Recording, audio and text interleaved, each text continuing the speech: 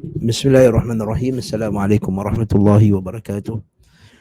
Alhamdulillahi rabbil alamin wa bihi nasta'in wa la udwana illa 'ala zalimin wa nusalli wa nusallimu ala habibina al-mustafa al-amin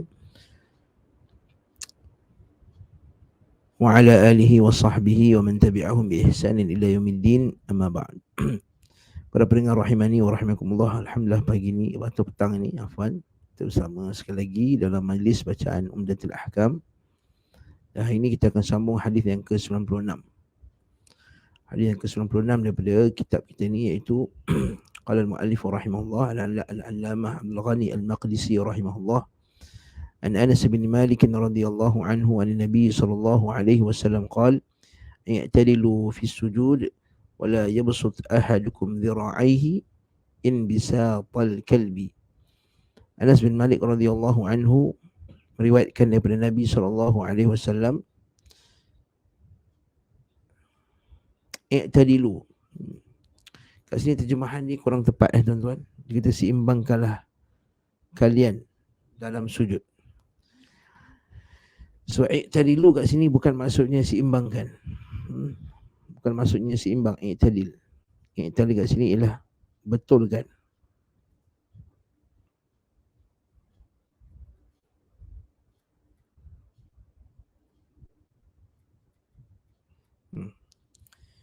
I'tadilu kat sini ialah maksudnya betulkan kedudukan.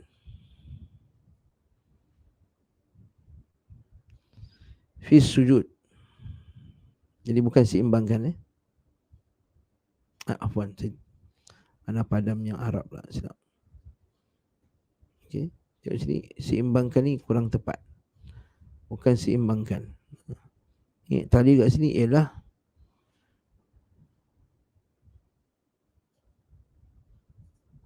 sujudlah. Ni salam ni betul kan? Bukan salam dalam. Jadi maksudnya betulkan kedudukan kalian dalam sujud. Itu maksudnya. I'tadilu maksudnya betulkan kedudukan kalian dalam sujud. Jadi i'tadilu. Sebab i'tadilu juga maksudnya luruskan, betulkan. I'tidal juga i'tadilu. Nanti kita akan tengok terjemahan dia. I'tadilu fis sujud wala yabsut. Ini betul. Janganlah dibentangkan ahadukum dhira'aihi. Dhira' sini bukannya siku sebenarnya, lengannya. Dhira'. Maksudnya tangan sampai ke hujung ni dipanggil dhira'. Kan ada kaf. Dia ada jarak dia, ada jarak dhira'. Dhira' ni jarak antara sini sampai sini, dhira'. Di tangan sampai ke siku lah. Kedua tangan hingga ke sikunya. Atau tangan hingga ke siku. Ini kita panggil dhira'. Sebagaimana anjing membentangkan tangannya. Kat sini dia betul pula membentangkan tangannya. Terjemahan dia. Okey. Jadi kita baca sekali lagi hadis ini. An Anas bin Malik radhiyallahu anhu an Nabi sallallahu alaihi wasallam qala i'tadilu fi sujudi wa la yabsut ahadukum dhira'aihi in bisatal kalbi. I'tadilu ya fi'il amr, iaitu hendaklah kamu seimbangkan ataupun betulkan fi sujud, jar majrur, wala yabsut, lam nahiyah, lam la yabsut, sebab tu dia dijazamkan yabsut ahadukum, fa'il dia, dhira'ihi maf'ulun bih dia, inbisata al-kalbi, inbisata hal, seperti inbisatal kalb. Janganlah kamu melakukan sujud seperti keadaannya sujudnya anjing. Macam tu. Inbisata, sebab tu dia masuk kat sini. Okey. Hal, alal hal, inbisata al-kalbi. Ya, dan dia mudhaf, al-kalbi mudhafun ilaih. Naam. Inbisata al-kalb. Wala yabsut ahadukum dhira'aihi inbisatal kalbi. Inbisatal kalbi. Masuk hadis ni, pertama sekali seperti biasa perawi Anas bin Malik ma'ruf, yang kita dah huraikan banyak kali dah, min fuqaha'i sahabah, min aktsari as-sahabati riwayatan fil hadis, antara sahabat yang paling banyak riwayatkan hadis Nabi SAW, yang ketiga paling banyak selepas Abu Hurairah dan juga Abdullah bin Umar. Dan Nabi SAW, dari Nabi SAW qala i'tadilu. Nabi kata i'tadilu, iaitu maksud i'tadilu sini ialah al-amru bil i'tidal fi sujud ala al-wajh al-mashru', iaitu perintah untuk membetulkan kedudukan sujud, kedudukan dalam sujud dalam keadaan yang telah disyariatkan. Dalam keadaan yang telah disyariatkan. Apakah bentuk sujud sujud yang disyariatkan?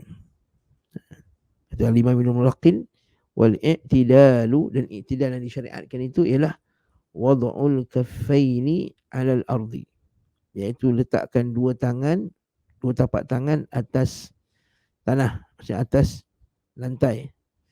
Wad'ul kaffain, mesti letak tangan. Kaffain, mesti dua tangan. Kaffaini 'alal ard. Wa raf'ul mirfaqaini anha, dan angkat kedua siku. Letak kemudian angkat kedua siku.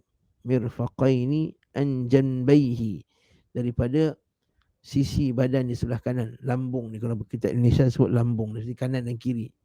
Jadi jangan lekatkan, tapi kembangkan, maksudnya angkat dia. Okey, angkat. Raf'an balighan, dengan betul-betul angkat.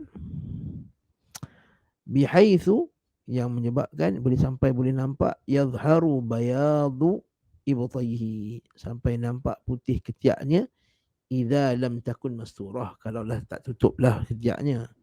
Kalau pakai lengan panjang ni macam nak nampak ketiak, takkan nampak lah putih ketiak tu. Macam Nabi SAW, bayadu ibtayhi kan, idza lam takun masturah, dia tak tutuplah, yang sahabat nampak ketiak Nabi SAW tu sebab Nabi pakai kain ihram. Nabi pakai ihram kan, dipakai atas ridak tu, kalau ditutup, bila disujud dia angkat, dia boleh nampak bawah ketiak ni. Nah. Dan juga mesti tamkin al-jabhah, mesti tekan dahi atas tanah. Tamkin al-jabhah. Nah.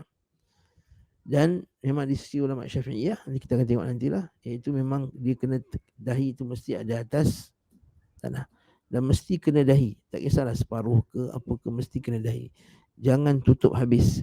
Kalau tutup habis dahi ni tak sah. Okay. Kalau tutup habis dahi tak sah dengan pakaian. Contohnya dia pakai jubah ataupun dia pakai serban, mesti dia sujud atas serban.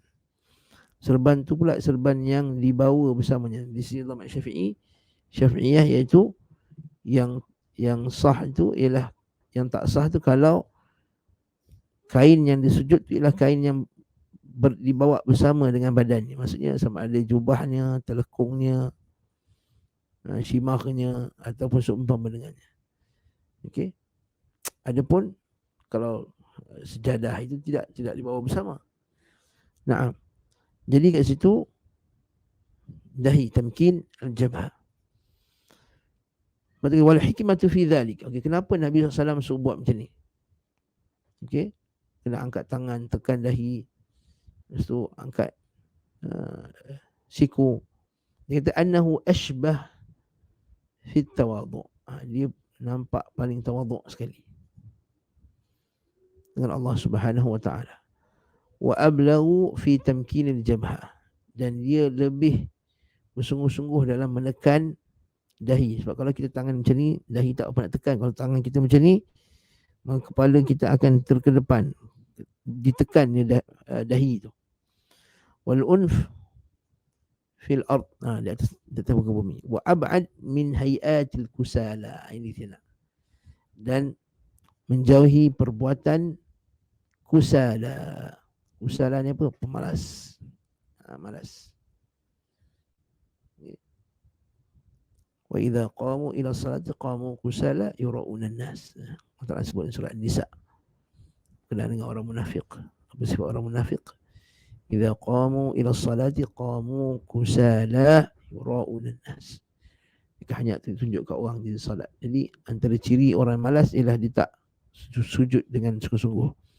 Dan tanda sujud sungguh-sungguh tu ialah mengangkat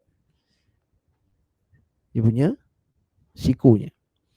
Walaysa al-murad al-i'tidal al-khalqi al-matlub fi ar-ruku'. Dia kata bukanlah i'tidal kat sini, i'tadilu, bukanlah i'tadilu sini maksudnya beri'tidal lah. Jadi bukanlah maksud i'tidal di sini, maksudnya bukanlah maksud i'tadilu di sini i'tidal. Bukan. Okey. Al-murad fihi istiwa'u dhahr wal 'unuq. Itu sama belakang dengan leher tegak.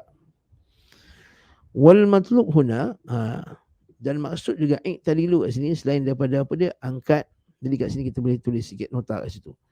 I'tadilu dalam rukuk pertama dahi kena tanah. Kedua tangan, kedua tapak tangan mesti atas tanah juga. Ketiga angkat siku. Yang keempat kat sini kata Syekh, dia kata irtifa'ul asafil anil a'ali. Cantik ni istilah ni, kita boleh pakai. Irtifa'ul asafil anil a'ali. Irtifa'ul asafil, satu kat sini lah, tuan boleh salin. Irtifa'ul asafil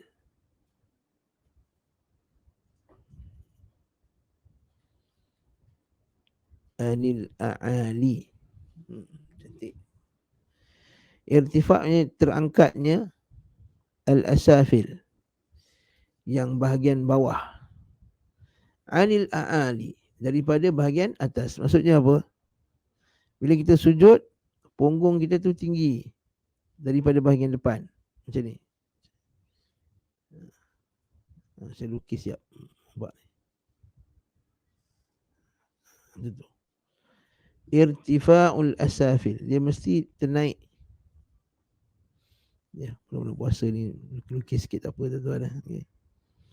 Irtifa'ul asafil anil a'ali, kaki di sebelah je. Saya buat kaki satu lagi. Macam tu. Okay.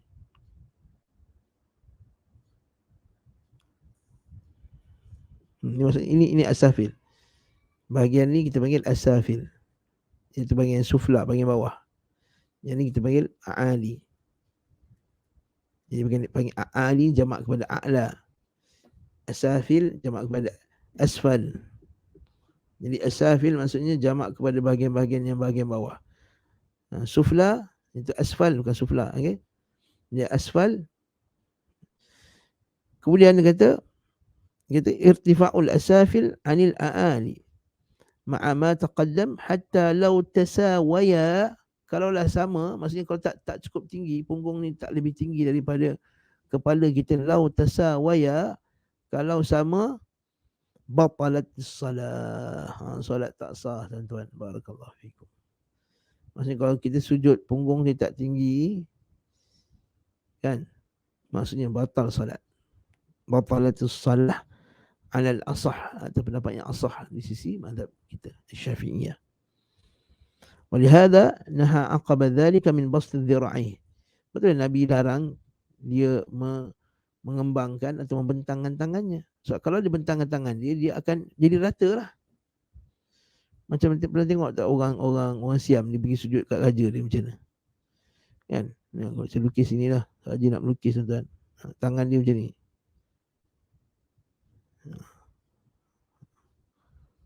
Ni kepala dia. Tangan dia ke depan. Macam ni. Jadi bila dia ke depankan tangan dia ratakan, maka takkan berlaku yang meninggikan belakang tersebut. Al-asafil tak berlaku. Irtifa'ul asafil. Lepas tu Nabi SAW larang. Wala yabsud ahadukum dhira'i. Okay. Dan sebenarnya kalau kita tengok cantiknya, wala yabsud tu dah cukup dah. Sampai kepada tujuan yang nak dikenali. Tapi Nabi sambung lagi. Nabi letakkan dia punya sifat pula. Okay, illah dia pula. inbisatul qalb, inbisatal kalb. Lepas tu kata wala yabsud ila akhiri wa katatimmati lil awal fa innal awal kal illati lah.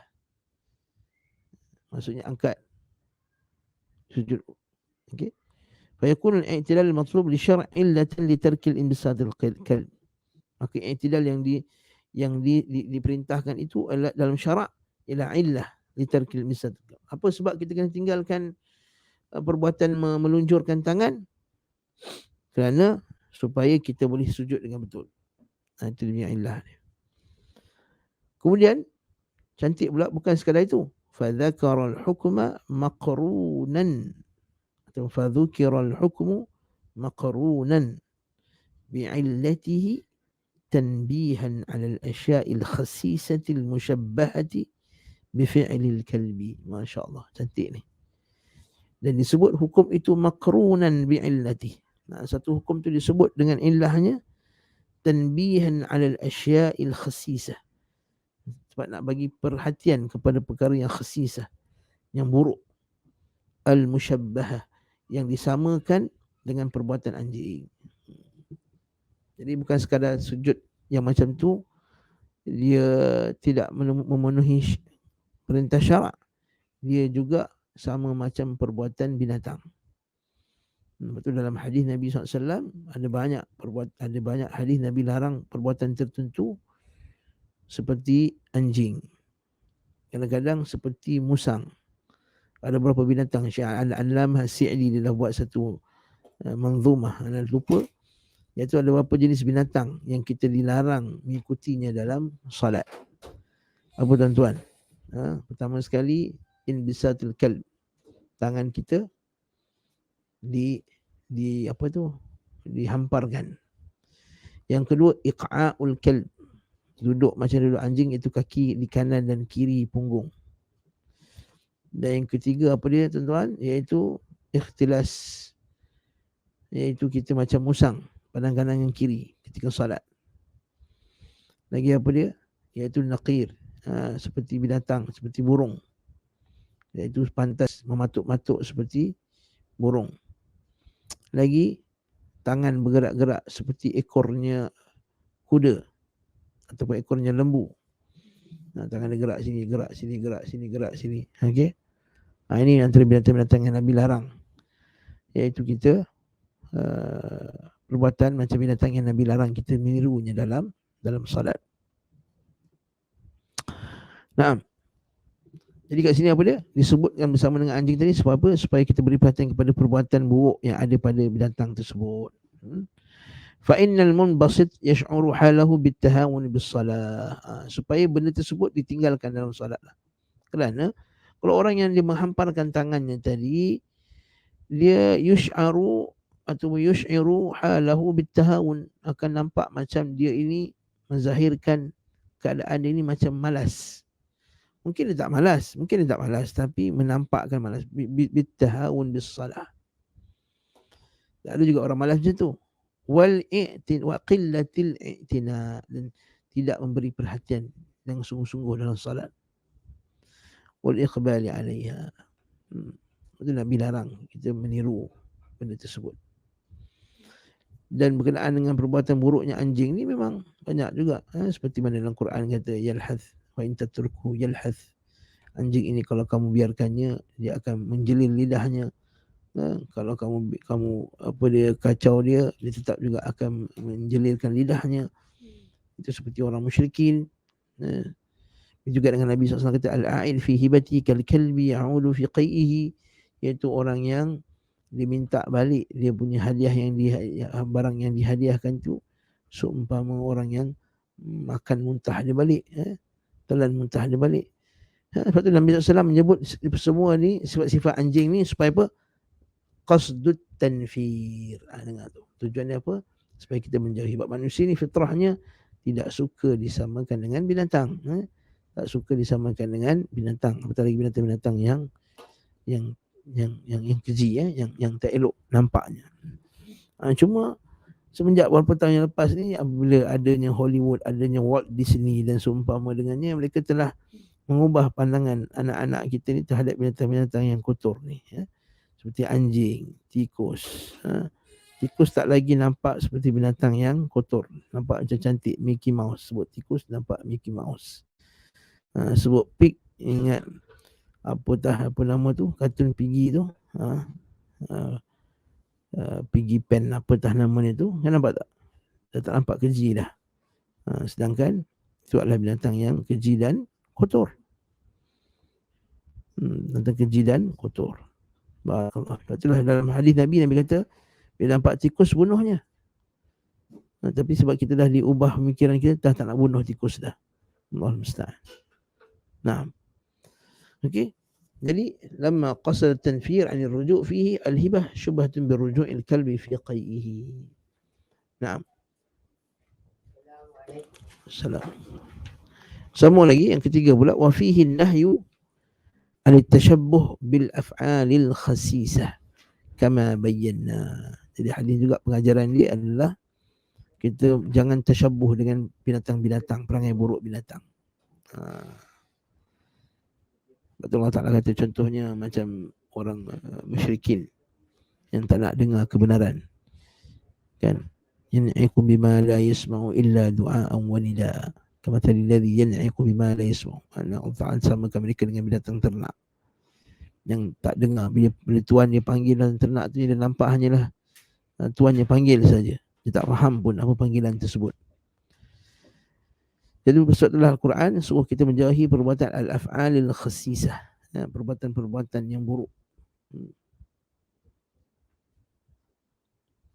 Al-khasisah, yang keji, yang lekeh, yang dilakukan oleh binatang, yang nampak supaya macam supaya manusia tak layak bagi manusia mengikutinya. Nah, ar-rabi'uha idhafatul khasis ila ahlihi, menyandarkan benda yang keji itu kepada empunyanya.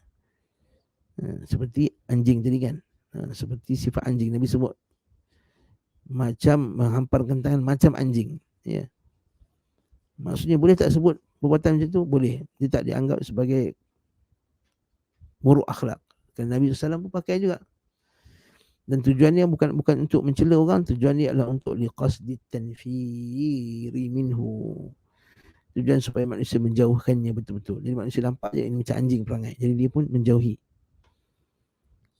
menjauhinya. Naam. Khamisuha, yang kelima daripada hadis ini, ja'al masdar fi hadzal hadis mukhalif li fi'lihi fa innahu min ats-tsulathi wal inbisat min al-khumasi wa huwa jaiz an yakuna al-masdar mukhalifan li fi'lihi fi sighatihi fa huwa fi al-Qur'an al-aziz ka qawlihi ta'ala fataqabbalaha rabbuha wallahu ambatakum min al-ardi nabata wa fil ayah ul-ula syahidan. Ini segi bahasa Arab lah. Inbasata dengan basata. Inbasata, nampak tak? Nampak tu, dia punya masdar dia patutnya wala yabsutu ahadukum bastal kalb. Basata yabsutu dia sulasi kan, basata yabsutu patutnya jadi sulasi bastu. Tapi kali ini masdar dia inbisat, yang asal perkataan inbasata yanbasitu. Kat sini itu kata Syekh Ibn Mulaqqin, Al-Imam Ibn Mulaqqin, dia kata apa? جاء المصدر في هذا الحديث مخالف لفعله فإنه من الثلاثي والانبساط من الخماسي. Maksudnya boleh. Okey. Seperti mana Allah Ta'ala kata fataqabbalaha rabbuha biqabul. Qabul, qabila yaqbalu qabul. Tapi taqabbalaha fi'il dia taqabbala yataqabbalu. Nanti saya kasih. Fataqabbalaha rabbuha biqabulin. Sekejap ada tak matan Al-Munirah? Tak ada, ini lama punya. Tak apa. Khalas, tak apa. Faham pada pendengar sekalian? Macam Allah Ta'ala sebut dalam surah ni lah, dalam surah Al-Kahf tu kan. Dalam surah Ali Imran, fataqabbalaha rabbuha biqabulin hasanin wa anbataha nabatan hasana. Kan?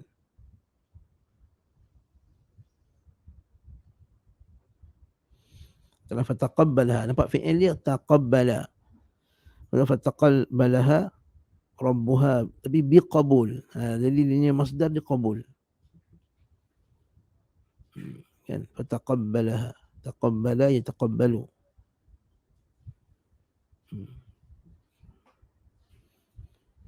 Okey. Ya wallahu anbatakum minal ardi nabata. Nabata. Ambata nabatan. Nabatan itu masdar kepada ambata.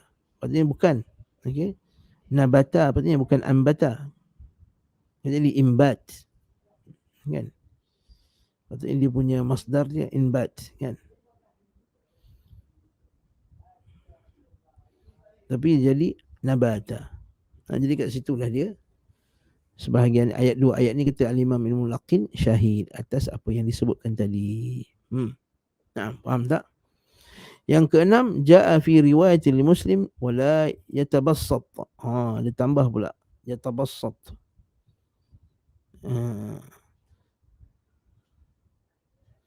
Wala yattakhidhuhuma bisatan. Ada riwayat lain dia kata wala yatabassat. Dengan ada ta di antara huruf ya dengan ba tu. Kita tengok Dan sekarang riwayat kata wala yatabassat. Cantik. Kita baca pelan-pelan tuan-tuan kitab ni. Jangan baca laju-laju. Sebahagian ni dia tak sabar nak menuntut ilmu. Akan banyak ilmu-ilmu para ulama jelaskan ni. Yatabassat.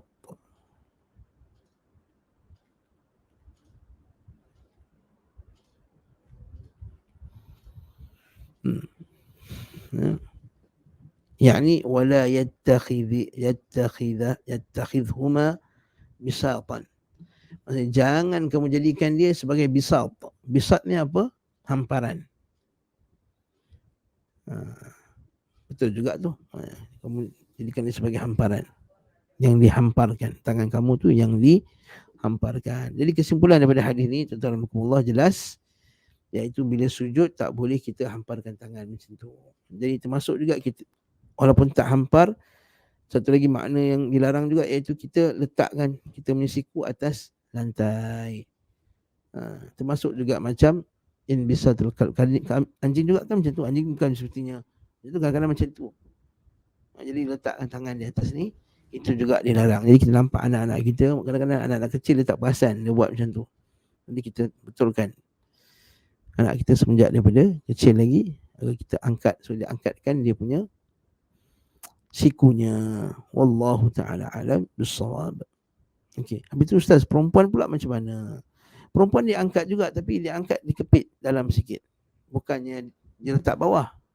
Angkat-angkat juga, tapi dikepit. Bezanya laki dikembang, perempuan dikepit, berdasarkan riwayat Aisyah radhiyallahu anha yang kita dah bincangkan sebelum ni. Walaupun padanya ada kedhaifan, namun sebahagian daripada sahabat mengamalkannya. Jadi kerana apa? Kerana perempuan tu sifatnya lebih kena dikepit, lebih tutup, bukan dikembangkan. Kerana menampakkan lagi dia punya aurat tu dengan lebih jelas dan lebih berbahaya dan ila akhirnya. Jadi dia dikepit, itu lebih aula untuk perempuan di sisi ulama Syafi'iyah, walaupun kita mengiktiraf bahawa pendapat-pendapat mazhab lain juga kata tak ada benda tersebut. Wallahu ta'ala alam bissawab. Wallahu ta'ala alam bissawab. Selesai kita hadis yang ni, sifatus salah. Alhamdulillahirabbil alamin. Kita sambung pula bab yang seterusnya. Babu wujubit tama'ninati fi ruku'i was sujudi. Bab wujubi, wajibnya at-tama'ninah. Tama'ninah. Ini kita akan huraikan tama'ninah apa dia. Iaitu berhenti sebentar. Okey. Fi ruku'i was sujud. Bab kewajipan tama'ninah dan rukuk dan sujud. Ayu wa fil julusi baina sajdatain kama sa'id. Dan juga termasuk duduk antara dua sujud. Jadi kat sini Al-Imam Ibnu Laqin terlepas satu lagi. Maknanya rukuk, sujud dan duduk antara dua sujud. Wa syaikhu hadhafahu, la Imam dan Imam Al-Allamah Abdul Ghani Ibnu Laqin, Al-Allamah Abdul Ghani Al-Maqdisi, hadhafahu ikhtisaran. Dan sah juga wujubiha fil i'tidal, dan juga wajib juga i'tidal.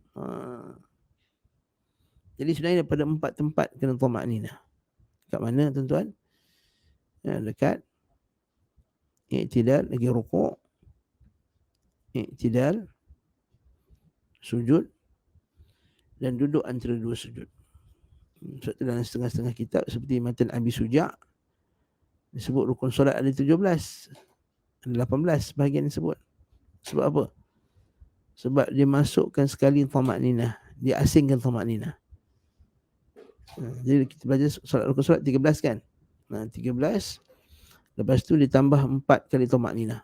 Tamakninah ketika rukuk, tamakninah ketika i'tidal, yang ketiga tamakninah ketika sujud, yang keempat tamakninah ketika duduk antara sujud, jadi 17. Kemudian dalam habis sujud 18, tambah satu lagi iaitu ketika akhir iaitu niat keluar daripada solat. Ditambah satu lagi, jadi 18. Itu dalam habis sujud. Nah. Jadi apa dalilnya? Apa hujahnya? Itu hadis yang kita akan tengok, al-musi' fi salah. Itu orang yang dia solatnya tak betul. Hadis yang kita akan baca ni. Lakin min hadis Rifa'ah bin Rafi' akhrajahu Ibn Hibban wa fihi radd ala qawli Imam al-Haramain min ashabina annahu ghairu madhkura fihi. Selain ada dalam hadis Rifa'ah bin Rafi' kenaan dengan i'tidal. Dengan i'tidal juga kena ada tamakninah. Sebab itulah Imam al-Haramain Join dia mengambil pendapat bahawa tidak ada tamakninah dalam i'tidal. Tapi sebenarnya tak sahih. Bukan dia kata tak ada tamakninah, dia kata tidak disebut dalam hadis. Bukan tak ada tamakninah, dia tidak disebut dalam hadis Imam al-Juwaini. Tapi sebenarnya disebut dalam hadis Rifa'ah bin Rafi'. Nah.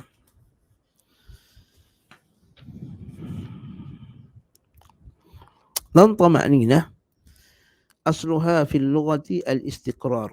Dan tamakninah asalnya dalam bahasa Arab merujuk kepada al-istiqrar, tetap. Maksudnya tetaplah, maksud asal tamakninah. Tetapi maksud tamakninah dari segi syarak, yang ni kita nak. Sebab bila kita orang tanya tamakninah tu apa? Tamakninah tu apa? Kan? Kita kata tamakninah tu berhenti sekejap. Okey. Dia kata apa? Maknaha syar'an. Tengok sini makna ni. Adna lubthin fi rukni ba'da bulughi awwali haddihi fil aqal. Dia kata apa? Adna lubth, berhenti ataupun duduk sebentar, seketika. Fi rukni, pada rukun tersebut, ba'da bulughi awwali haddihi, lepas kita dah sampai kepada rukun tersebut. Maksudnya apa? Bila kita masuk satu rukun tu, kita kena berhenti sekejap. Jadi betul lah tu terjemahan orang, iaitu apa dia? Berhenti seketika apabila bila sampai kepada suatu rukun. Berhenti seketika apabila sampai kepada suatu rukun. Fil aqal, ni paling minimum. Itu paling minimum lah, berhenti seketika. Wa fil akmal, dan yang paling sempurna sekali tamakninah ni ialah al-lubthu qabla dhikril masyru' fi rukni ba'da al-bulughi akmalihi. Maksudnya apa? Wa fil akmal, yang paling sempurna sekali, al-lubthu qabla dhikril masyru' fi rukni ba'da bulughi akmalihi. Okey. Maksudnya berhenti sekejap sebelum baca zikir. Itu paling bagus sekali. Sami Allahu liman hamidah. Rabbana lakal hamd. Allahu akbar. Subhana rabbil azim bihamdi. Subhana rabbil azim bihamdi. Subhana rabbil azim bihamdi. Jadi berhenti sekejap qabla al-dhikril masyru', sebelum zikir yang disyariatkan. Itu yang paling bagus sekali. Wa bidzalika yu'rafu ma baina dzalik. Qala sahibul iqlil wa dzakara al-musannif fil bab hadits Abu Hurairah. Jadi ini dari hadis Abu Hurairah dalilnya. Dalil yang kita kena tamakninah ni.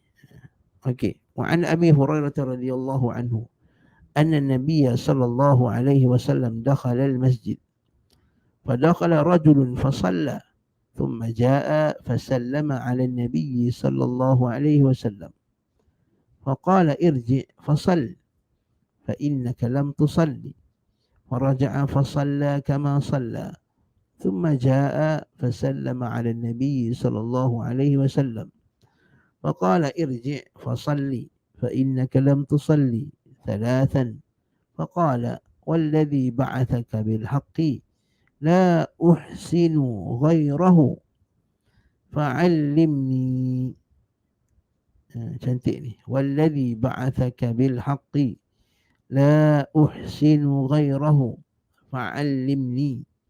فقال إذا قمت إلى الصلاة فكبر ثم اقرأ ما تيسر من القرآن ثم اركع حتى تطمئن راكعا ثم ارفع حتى تعتدل قائما ثم اسجد حتى تطمئن ساجدا ثم ارفع حتى تطمئن جالسا وافعل ذلك في صلاتك كلها.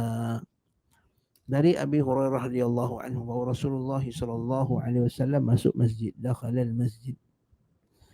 Fadakhala rajulun, maka masuk juga seorang lalu. Fa tu litaqib, maksudnya terus masuk seorang lelaki. Fadakhala rajulun, fa itu litaqib, menunjukkan bahawa tidak ada senggang waktu, terus. Kan kalau belajar bahasa Arab tahulah ni, beza dengan thumma, kemudian. Thumma jaa, kemudian baru nampak thumma. Thumma maksudnya ada senggang masa sekejap. Sebab dia solat dulu kan. Fasalla, sebab dia solat dulu.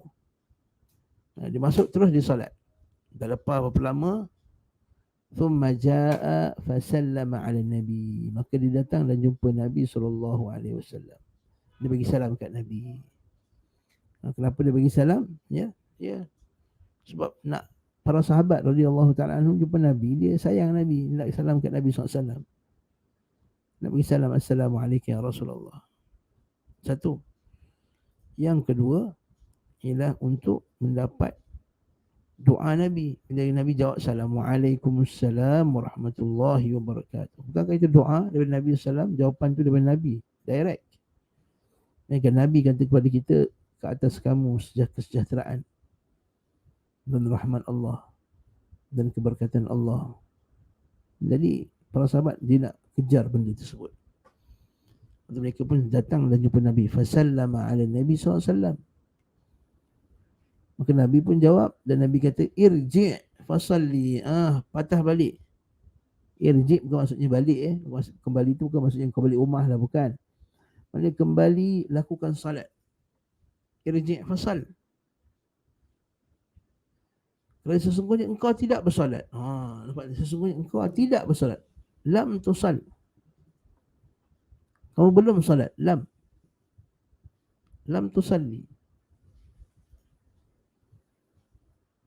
Maka lelaki sahabat tadi pun patuh pada Nabi SAW. Terus dia patah balik. Tak ada pula dia duduk pertikaikan Nabi SAW ke apa ke. Kata, ya betul Rasulullah ni tak nampak aku buat apa. Tiba-tiba kata aku tak sah. Tak ada berkata sahabat macam tu. Sebab dia yakin Nabi SAW tidak akan perintahkan benda yang tak sepatutnya dibuat.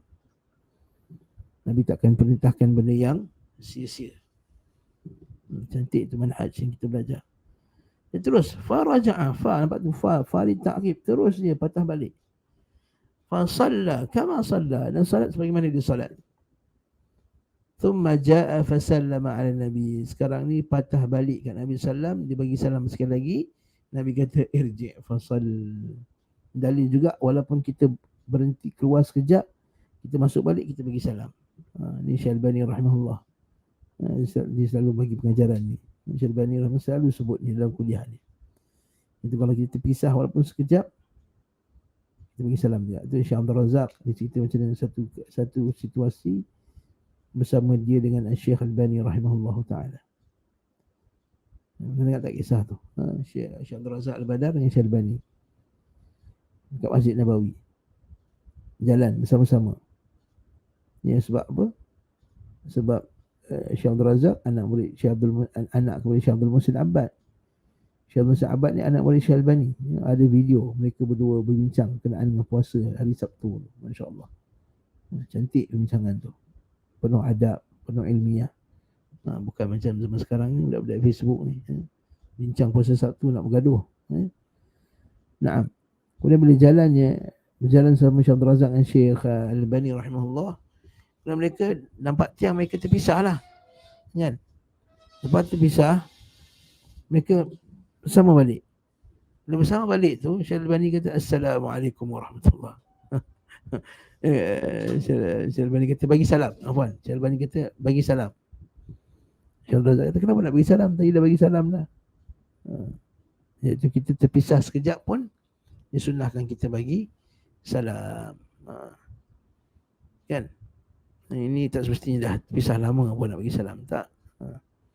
Kita keluar surau, kita masuk bilik, kita bagi salam. Nah.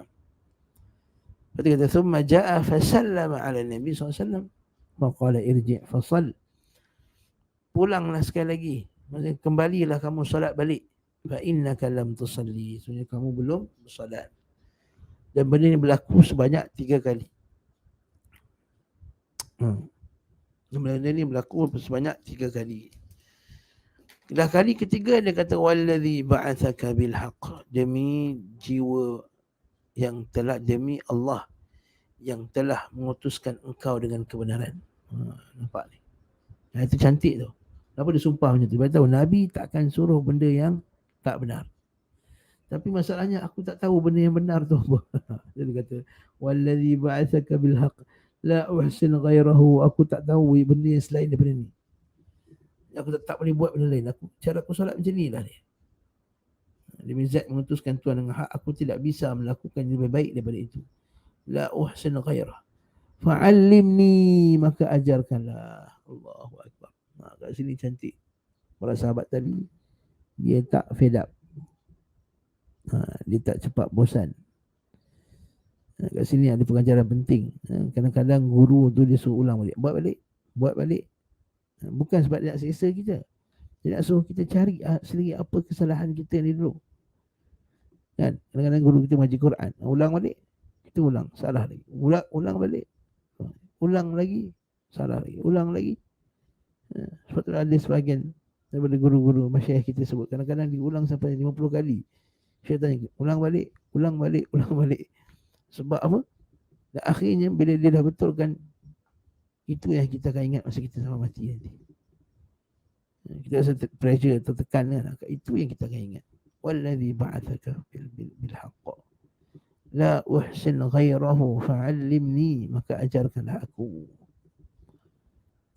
Sahabat minta Nabi ajarkan salat yang benar, salat yang sahih. Kat sini dalil sahabat Nabi yang duduk dekat Madinah, yang ramai sahabat, pun minta Nabi ajarkan salat. Kita ni macam sahabat ke tidak? Alim macam sahabat ke tidak? Yang kita lebih berhajat lagi untuk belajar kenaan dengan salat. Jangan pernah bosan dengan salat. Teruskan. Fa'allimni faqala idza qumta ila salah fakabbir. Apabila kamu hendak mendirikan salat, sebab idza itu apabila kamu qumta, sebab idza dimaksud dengan fi'il madhi, idza qumta, macam idza qumtum ila salah faghsilu wujuhakum. Bila kamu nak mendirikan salat, idza qumtum ila salah faghsilu, maka basuhlah wajah kamu. Idza qumta ila salah fakabbir, maka takbirlah. Maksudnya dalil bahawa nak salat kena takbir. Kalau tak takbir, tak masuk dalam salat. Fakabbir, mesti sebut kataan Allahu Akbar. Thumma qra' ma tayassara min al-Quran. Bacalah apa yang kamu mampu baca daripada Al-Quran.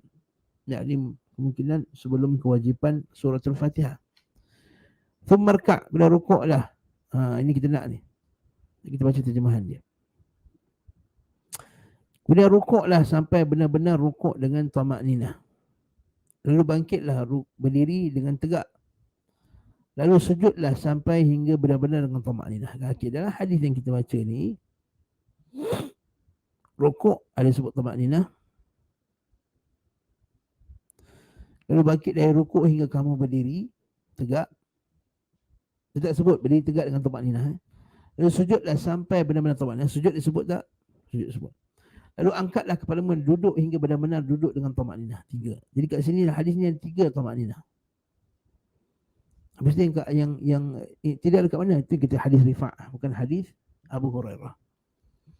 Hadis yang sebut kena ada tumakninah dalam i'tidal di dalam hadis yang lain, hadis Rifa'ah bin Rafi' radhiyallahu anhu.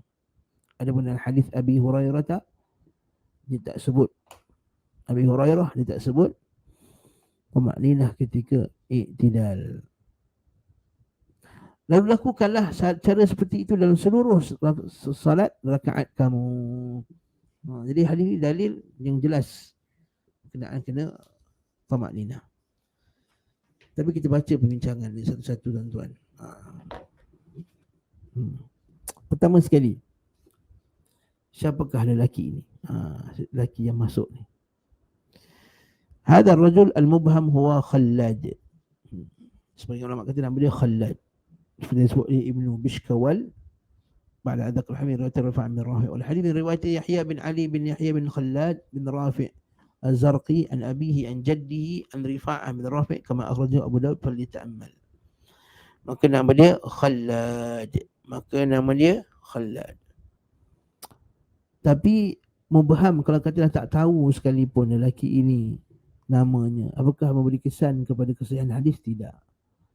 Sebab dia bukannya mubham dalam sanad hadis.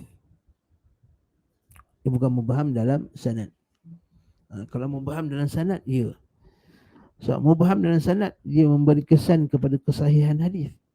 Kerana kalau mubham, dia tak tahu siapa lelaki tersebut.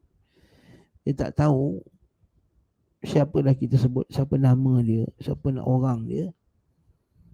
Macam mana kita nak tahu dia punya al-jarhi wa ta'dil, nak tahu dia punya kedudukannya dalam periwayatan hadis? Adakah dia perawi yang adil ataupun tak adil? Perawi thiqah atau tak thiqah? Atau kaedah dia, para ulama sebut, kalau mubham dalam matan hadis dan diriwayatkan oleh sahabat, Abu Hurairah nampak, Abu Hurairah sahabat kan, nampak laki-laki. Kalau tak tahu laki-laki tu pun tak apa. Dia kira sahih juga kisah tersebut.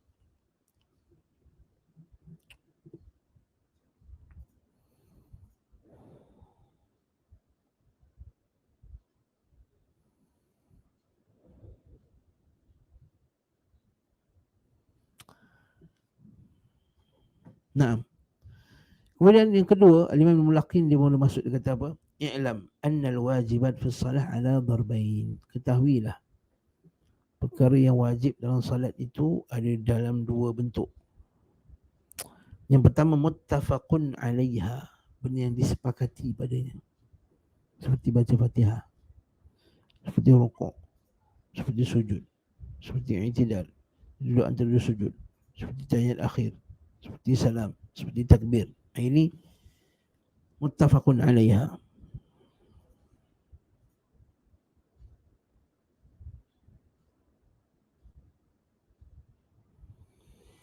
Okey. Jadi para ulama Syafi'iyah kata, apa yang disebutkan dalam hadis ini itulah yang wajib. Walaysa al-hadith mawdu'an li hasriha. Tapi hadis ni bukanlah nak kata dia saja yang menentukan kewajipan hadis, tetapi banyaknya hadis ini menjelaskan tentang perkara yang wajib dalam solat. Contohnya macam bila orang kata wajib tak baca surah lepas surah Fatihah, kita tak wajib. Kerana hadis musyi' as-salah Nabi tak tegur pun dalam tu. Wajib tak baca subhana rabbil azim wa bihamdihi, dia tak wajib. Kerana dalam hadis musyi' as-salah Nabi tak suruh pun dia kembali membaca doa antara baca zikir ketika rukuk dan sujud. Itu maksud saya yang saya sebutkan tadi. Apa dia? Hadis ini menjadi hujah, dalil untuk menentukan apa yang wajib dalam solat, walaupun dia bukan satu-satunya. Sebab contoh niat, tak ada pun hadis ni. Niat dengan hadis yang lain. Okey. Waqad istalalla bil kathir min al-fuqaha ala anna ma dzakarahu fa huwa wajib. Tapi majoriti ulama kata apa yang disebut dalam ni wajib.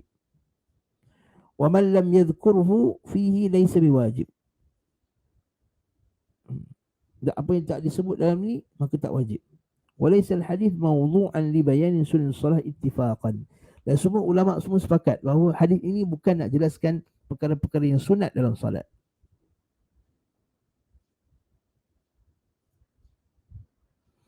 Tapi kalau ada orang petikai kan, ya akhi, macam pula dengan niat duduk tahiyat akhir, disebut tahiyat akhir tak kat sini? Tak ada juga. Wa tertib dan tertib dalam mazhab Syafi'i kan, tertib tidak juga disebut dalam hadis ni. Wajibatun mujma'un 'alaiha, kewajipan yang disepakati ke atasnya. Walaysat madhkurah fil hadis, tak juga disebut dalam hadis. والتشهد الأخير والصلاة على النبي صلى الله عليه وسلم صلى النبي صلى الله عليه وسلم والسلام من المختلف فيه أوجب الشافعي وأوجبه الجمهور السلام وكثير التشهد. Kenapa? Maka dia kata itulah perkara yang diwajibkan oleh mazhab Syafi'i yang khilaf para ulama padanya. Jadi dalam hadis yang disebut dalam hadis ni yang tidak ada khilaf. Yang tak sebut, kalau ada yang mazhab wajibkan, maka itu yang mukhtalaf fihi, yang telah diperkhilafkan di kalangan ulama tentangnya. Faham tak? Jadi contohnya mazhab Syafi'i, oleh Syafi'i qaulun. Mazhab Syafi'i juga ada satu qaul, pendapat yang mengatakan wajib kena niat keluar daripada solat. Nampak tak? Sebab tu ada kitab macam Abi Sujak kata apa? Rukun solat niat keluar daripada solat. Walaupun yang sahih yang mu'tamad tak perlu. Okey, cukup salam tu dah keluar dah. Apa dalil? Dengan dalil Nabi kata apa? As-salatu miftahuha at-takbir wa tahrimuha at-taslim. Salat itu dia punya tahrim, masuknya salat itu ialah at-takbir. Wa tahliluha, dan keluar daripadanya ialah at-taslim. Begitu juga dalam mazhab Ahmad pula, mazhab Ahmad mewajibkan tahiyat awal, tak ada dalam hadis ni. Dia mazhab Ahmad juga mewajibkan tasbih wa takbiratul intiqal. Mazhab Ahmad wajibkan tasbih subhana rabbil azim, subhana rabbil a'la. Dan wajibkan juga takbiratul intiqal. Itu takbir perpindahan. Dia wajib. Tapi dia tak kata rukun. Okey, beza pula dalam mazhab Hanbali dengan mazhab Syafi'i pula. Mazhab Ahmad bin Hanbal dia kata wajib, dia maksudnya ialah kau tak buat dosa, tapi tak juga semesti batalkan salat. Rukun kalau tinggal batal salat.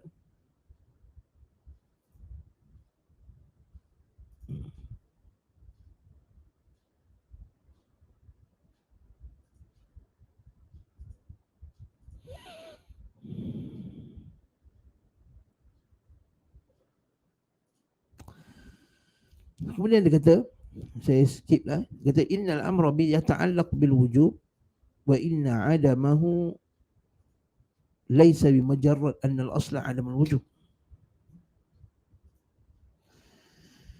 Sesungguhnya satu perintah itu bergantung kepada kewajipan. Al-amru yata'allaq bil wujub. Perintah itu bergantung pada yang wajib. Wa in adamahu laysa mujarrad anna al-asla 'ala al-wujub. Kalau tak ada, tak semestinya benda itu tak wajib. Bal li amri zaid. Kerana mungkin kerana masalah tambahan yang lain. Okay. Mungkin dengan dalil yang lain. وهو أن ما ذكر صلى الله عليه وسلم في هذا الحديث تعليم وبيان للجاهل وتعريف واجب الصلاة وهو يقتضي انحصاره فيما ذكر وقوة رتبة الحصر فيه بذكر ما تعلق به الإساءة من المصلي من الواجب. Okey.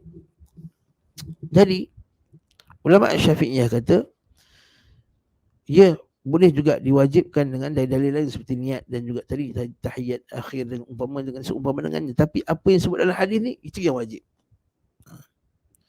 Kenapa? Sebab dalam hadis ni cerita pasal orang yang solatnya tak betul. Maksudnya apa yang Nabi sebut dalam ni ialah solat yang betul. Kalau siapa yang tak buat apa yang dalam hadis ini, maka solatnya tak betul. Sebab Nabi tengah betul orang yang salah. Jadi apa yang Nabi sebut tu semua yang betul, yang mesti buat. Jadi kalau dia tak buat, dia telah merosakkan solatnya. Jadi kat sini ulama Syafi'iyah kata dalil bahawa apa yang dalam hadis ni semua wajib. Dan antara yang wajib tadi ialah tama'ninah, hatta tatma'inna raki'ah, hatta tatma'inna sajidah, hatta tatma'inna jalisah. Sehingga kamu tama'ninah dalam rukuk, sehingga kamu tama'ninah dalam sujud, dan sehingga kamu tama'ninah dalam keadaan duduk antara dua sujud.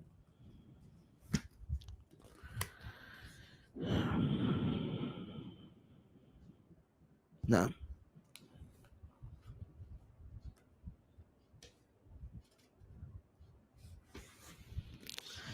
panjang kat sini ya. Al-Imam Ibn Qayyim, Al-Imam Ibn Mulaqin.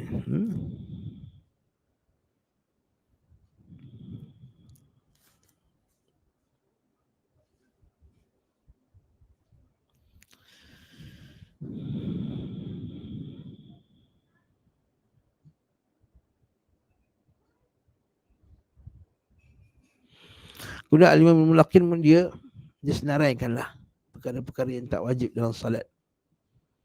Okey, dia kata pertama sekali iqamah, tak wajib, ghairu wajibah.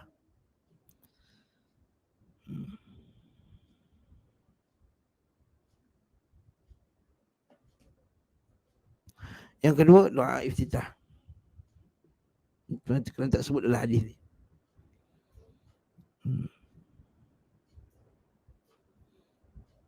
Yang ketiga at-ta'awudz, itu baca a'udzubillahi minasyaitonirrajim. Tak tangan kanan. Kemudian seterusnya tak tangan kanan atas tangan kiri.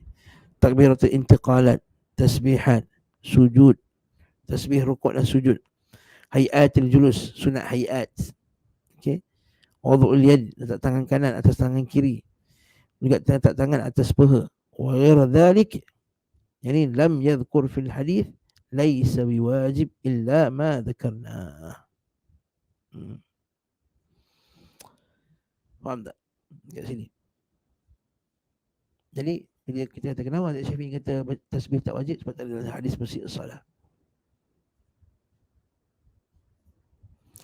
Tapi nanti insya-Allah dalam kuliah akan datang, anak stop kat sini, kita akan huraikan.